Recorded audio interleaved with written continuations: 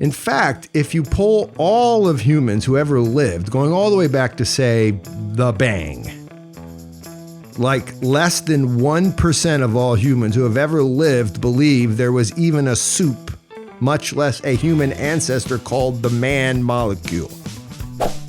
Hello, and welcome to, once again, Why Are We Talking About Rabbits? That's this podcast that's aimed at folks like you who maybe are like Neo in the Matrix. You guys feel, I know I do, a deep sense of dislocation. On this pod, we talk about heavy things, but we do it lightly. We use theology, history, philosophy, years of deeply immersive experiences in foreign cultures. That's First Things Foundation, the people who produce this. And we do this to figure out, how did we get here? This is a podcast where we don't talk about rhetorical rabbits produced on the internet over and over again.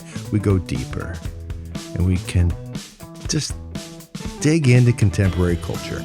My name's John Heers. First Things Foundation is our work. Check us out. But most of all, let's figure out, why are we talking about rabbits? This is episode 44. This is evolution. Is it the light people creation story? And this is part one of two parts, I think. Maybe we'll get it all done right now. We're here today without a producer.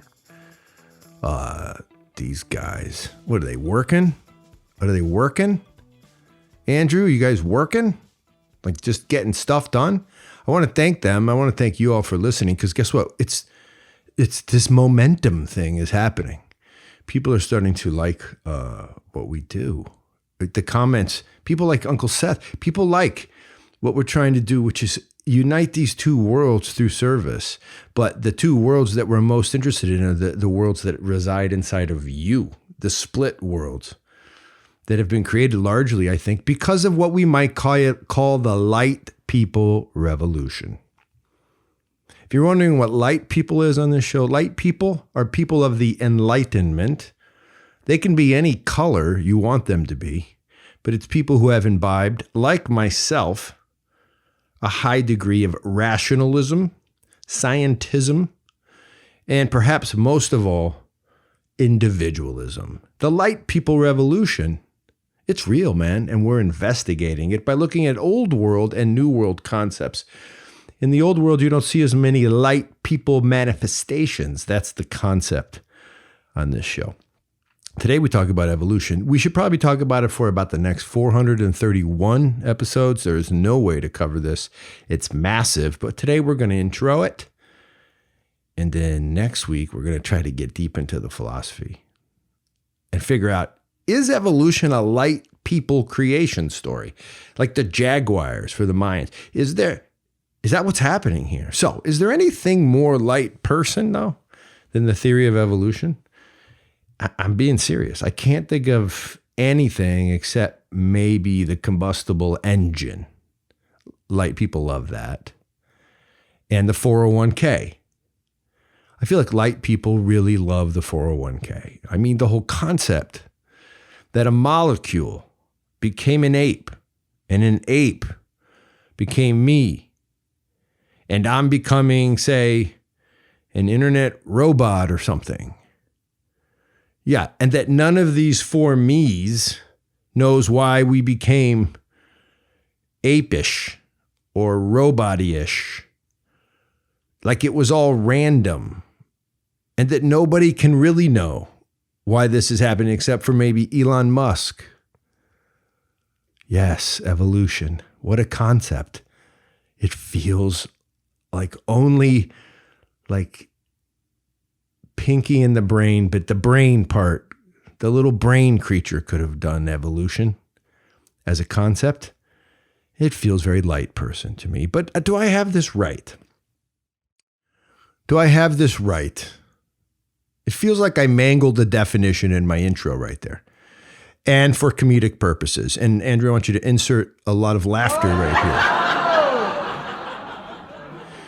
I feels like I'm being a little unfair, disingenuous maybe. So let's look at an actual definition provided by light people that covers evolution. This one's from a preeminent light person and a University of Chicago professor of biology and atheist extraordinaire Jerry Coyne. Yeah. He sums up biological evolution like this. You can find him all over the internet. Here's what he says.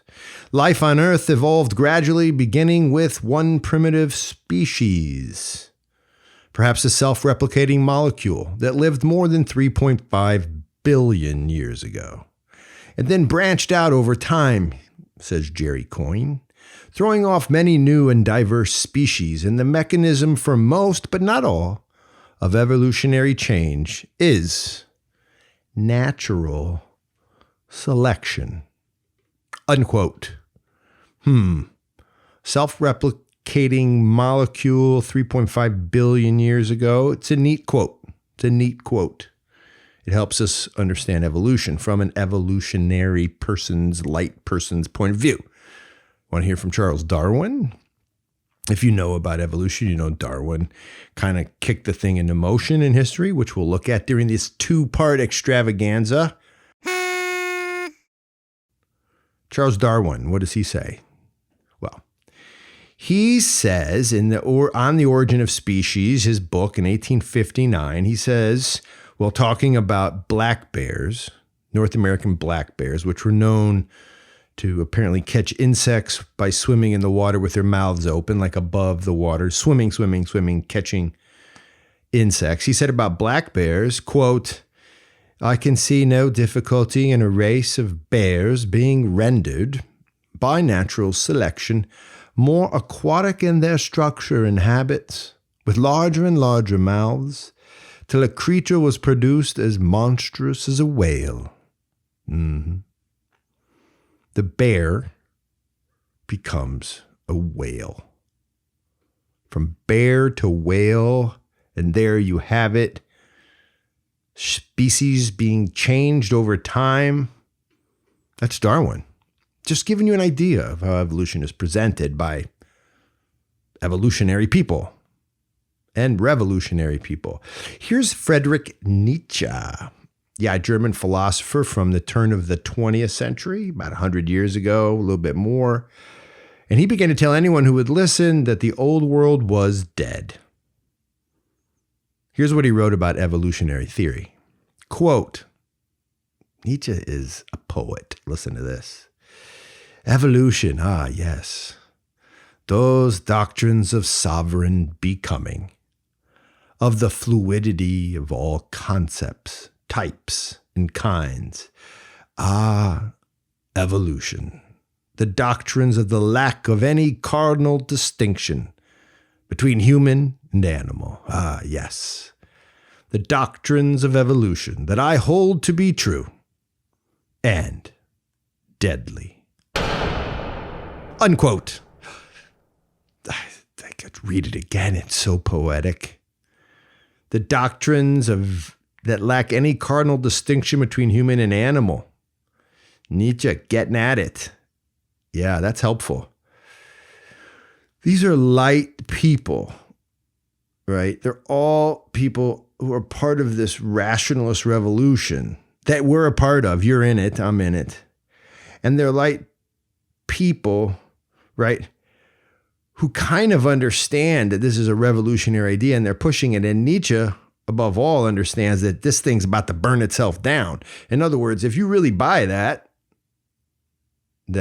sovereign becoming is possible, sovereign, free becoming, you can become whatever you want. If you really buy that, that seems really true and also deadly to culture. Well, right? These are light people telling us about evolution. But philosophy aside, I think most of you kind of get what evolution is. It's been an American school mantra for the last 100 years. You pretty much were taught the principles of Darwinian evolution like around the clock in your little wooden desks in all forms and guises. Just think about it. The entirety of our educational language is about what you will become one day. I mean, you know the phrase, what do you want to be when you grow up, when you evolve? This is evolution writ small, as in the heart of little kindergartners. But the whole notion of change over time towards something more beautiful, this is definitely evolutionary thinking, and it does not exist in the old world. At least it didn't, not like that. It didn't, I'm telling you. It took revolutions of the mind, and then some bayonets in America and in France. These were like brand new ideas, and they're all utopian in nature. Evolution is a thing, but has it always been a thing? Before we find out the history of evolution, though, I just want to pitch a little something from the guys you know as First Things Foundation. That's us. That's the producer of this thing called WAWTAR. Why are we talking about rabbits? We are looking for field directors for the fourth quarter of 2021. That's this year. The world, you see, it seems to be falling headlong into something like disaster, or you could even say, while at the same time falling for and toward something called comfort culture. Not that everyone is comfortable, but the comfortable life has become the epitome of a meaningful life. John the Savage from Huxley's Brave New World is perhaps the avatar of today's restless dissident. Quote, I don't want comfort. That's what John the Savage says. I want God. I want poetry. I want real danger. I want freedom. Something like a splinter in the mind is itching at all of us with the idea that we weren't meant for this. We're meant for more than just comfort.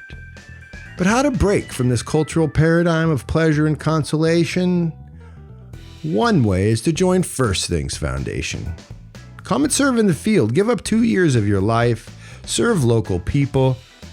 People who live hard, but who live hard toward their strivings, toward their vision of a better life. Pull alongside them, join us, and help them build projects that matter. Yeah, all while addressing the damn splinter in your mind. Let's go. FTF, creation demands sacrifice. Write Daniel Paternos at firstthings.org. You can find his email on our website. Check it out. Or you can check in the show notes. All right, back to the history of evolution. So, the theory of evolutionism has a past. How many people have believed in evolution?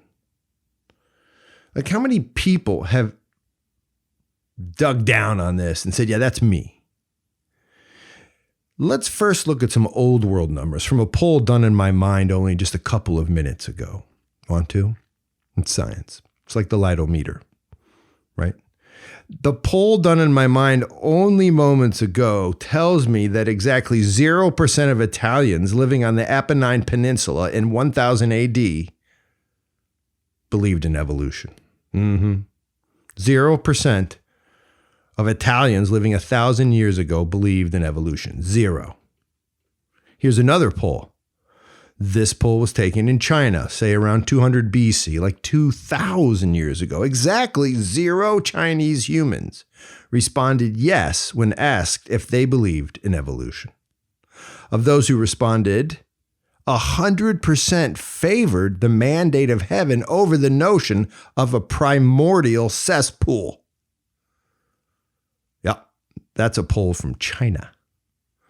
And here's a really neat number from an old Algonquin Pew Research poll. That's right, the Algonquin Indians. This poll comes from about 1607, the year before the English arrived in town. 0% of Algonquin men under or over the age of 20, and 0% of Algonquin women living sometime between their birth and their death believed that human beings evolved naturally, especially from a molecule in a goop called primordial. That's right. 0% of all Algonquin men and women believed in evolution. That's 0. In fact, if you poll all of humans who ever lived, going all the way back to, say, the Bang, like less than 1% of all humans who have ever lived believe there was even a soup, much less a human ancestor called the man molecule. That's right. Less than 1% have ever believed in the man molecule theory of evolution. That's right. And if you do believe that, then you are the new 1%. That's right. You are, ironically, the tip of the evolutionary spear, the same tip that believes that you, are the finest possible thing nature could possibly produce. You, me, as the tip of the spear, it's funny because we love and respect the property of sharpness. What a shocker. What am I saying? That's right. Modern man, the light people, believe in evolution because evolution tells them they are the tip of the evolutionary spear. I believe in that too. Yeah, I hear some of you saying, though, that wasn't fair. That was dumb, what I just did.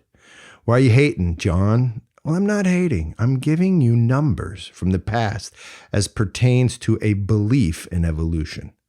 You can take my numbers to the bank. I'm not kidding. You can. People didn't think human beings evolved from molecules before the light people revolution of the 17th century. They just didn't. But they did believe in variation. Variation was a thing, to be sure. Derivation and variation, for sure. But evolution, as we've heard it presented just now by Professor Coyne up in Chicago, yeah, that wasn't believed by people before Darwin. And it's probably because they're all idiots. Yeah, it's kind of hard to push that. There's a lot of smart people from before that. Yeah. But what about today? How do the numbers on belief in evolution look today? Like in 2021 DC. That's during COVID. Well, from the Atlantic magazine, which I kind of like, to be honest, it's well done. We learned that in any given room filled with 100 self-identifying scientists, well, 98 of those people in that room will believe utterly in evolution. Utterly, absolutely, 98 out of 100. And that's in the whole world. Who are the other two dudes, by the way, in the room that don't believe? Ouch. Like, yeah, I'm a scientist, that's right.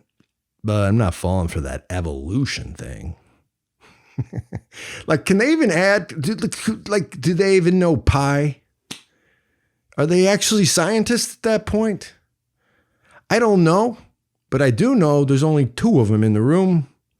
The other 98 are going to yell at him.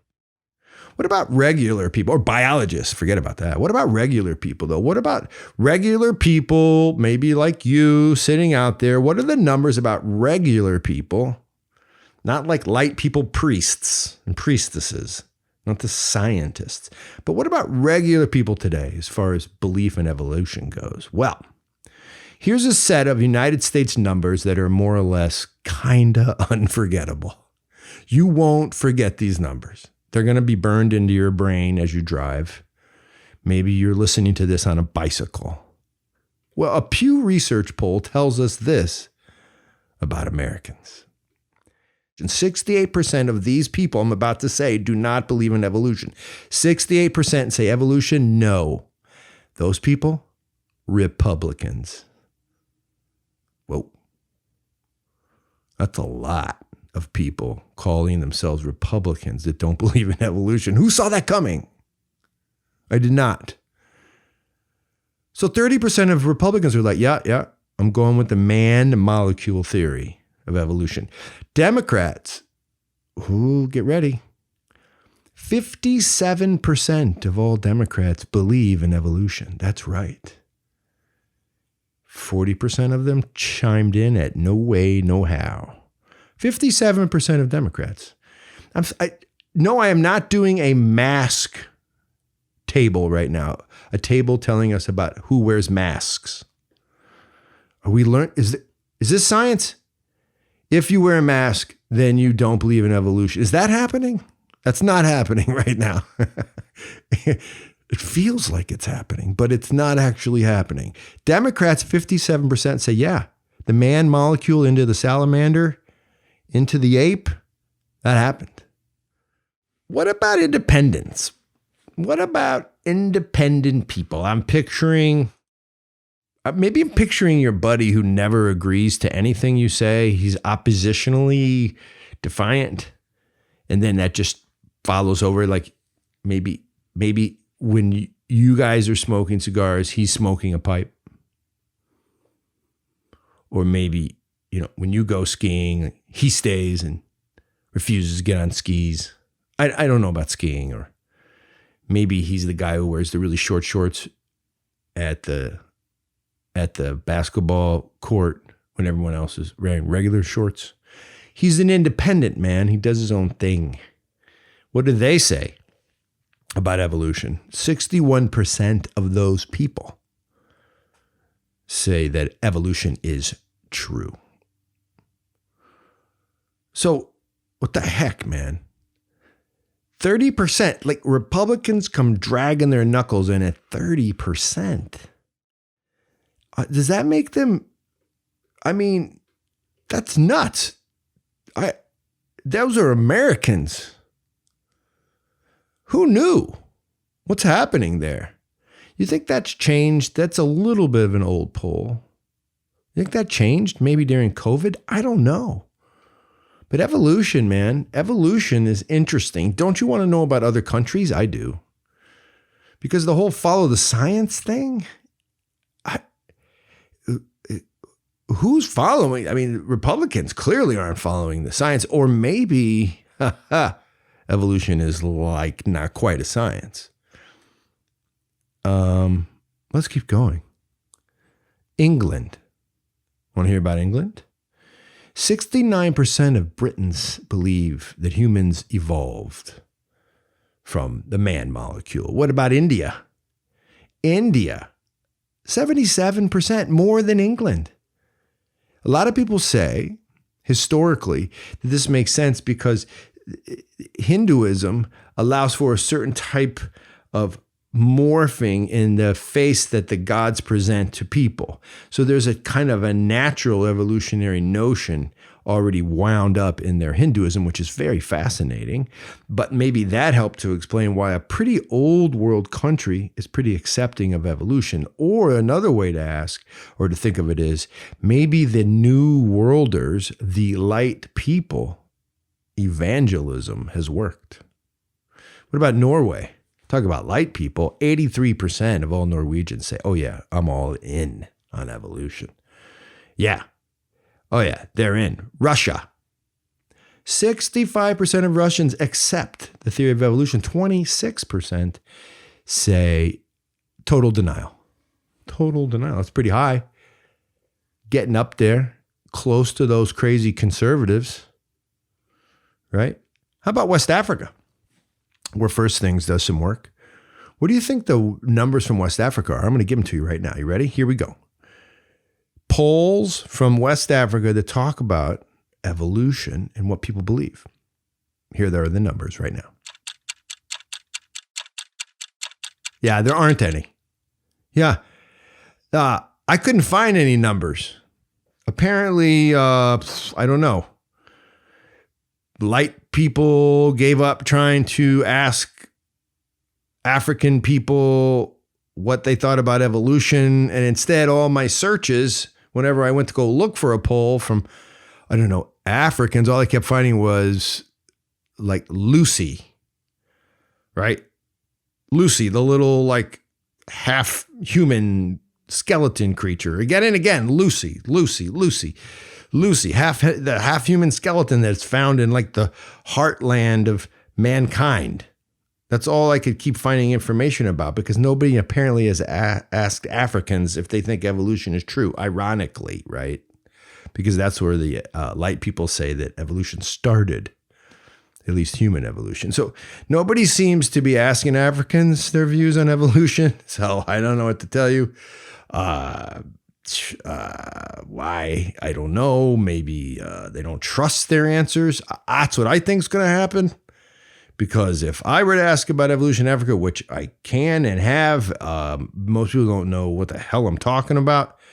And the idea, kids who go to school, the idea that they have to accept the man molecule concept, it doesn't go down, swallow so easy. It's a mixed bag, as in very few people who believe in Africa and evolution. They'll tell you about it. But no. Yeah, I don't know. What about Guatemalans, another place we work? Guatemalans, well, someone did ask them. That's right. It turns about half of Guatemalans exactly believe that they are descended from monkeys.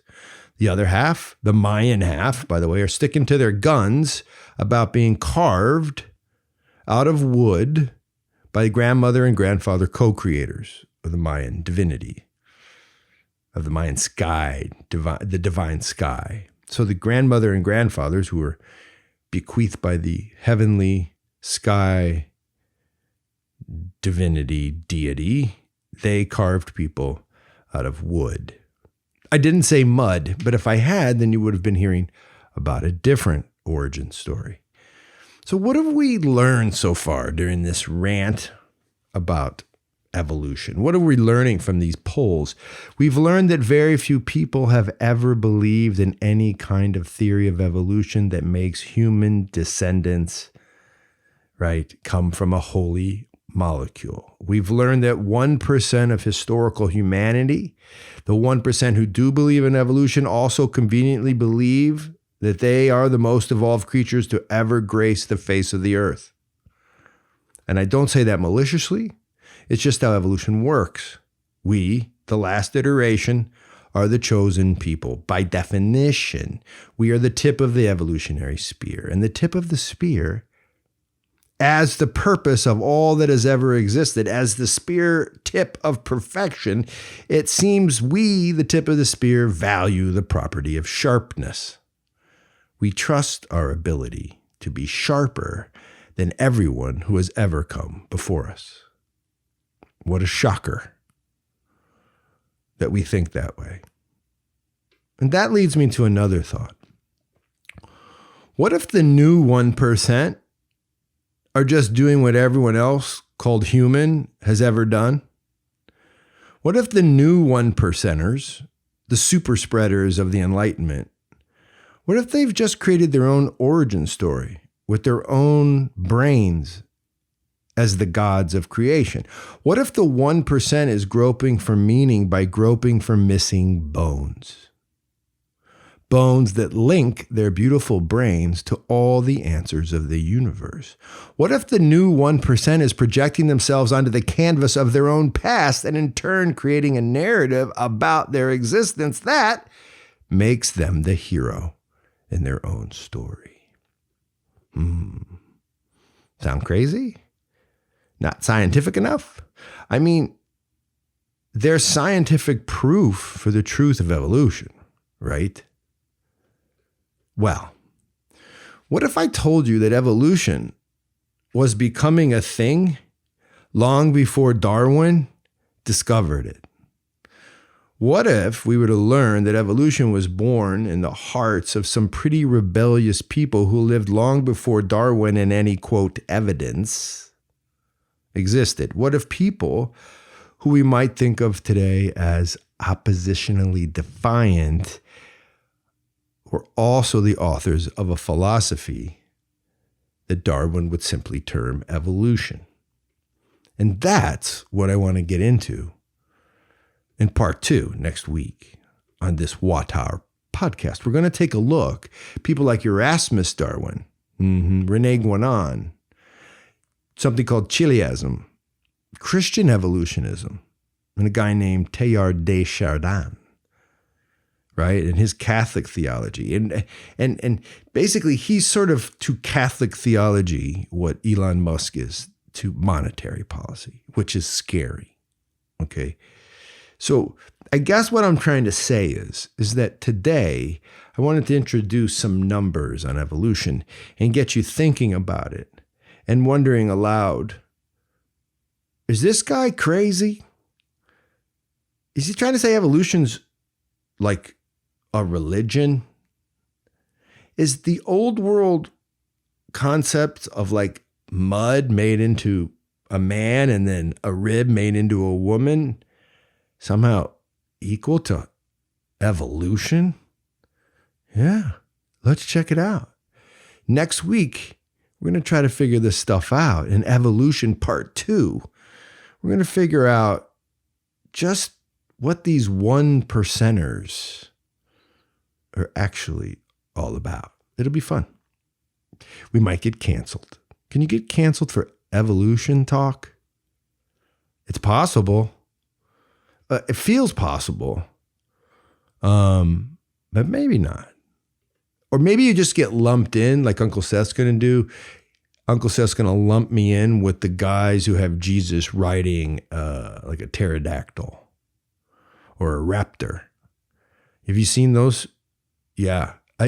Those museums that you can find dotted throughout our fine country, usually in places called red states, those museums where Jesus rides dinosaurs, no, I'm not doing that next week.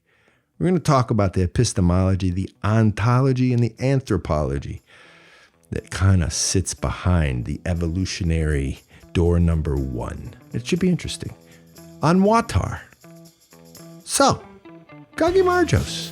Sheni's Gagi Marjos. That's to you the victory. It's often said at a KP table. We're going out to have a KP, by the way.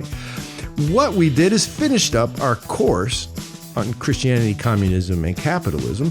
And that very cool group of people were all invited to have a amazing Georgian dinner. And guess what? We're doing it at a home of one of our very cool people who have decided to take us all in and throw a giant party to commemorate really kind of the unmasking of the human COVID self, but also to remember all the bounty given us and to raise some awareness for First Things Foundation. So that's coming up out in North Dakota, thanks to Josh and Sarah.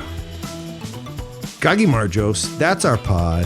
WAWTAR is produced by Andrew Schwark and Daniel Paternos, and our pod is brought to you by the creators of First Things Foundation. That's a nonprofit. We work and live in some of the world's toughest neighborhoods where we go to serve alongside folks who want to stay and make their home and their community amazing. We simply assist them in their vision for a new and interesting life. Share WAWTAR with friends. Hit us up with solid reviews on iTunes and everywhere you get your podcasts. Your love for us allows us to love and serve others. Nakvamdis, hasta luego, cambufo. Peace out.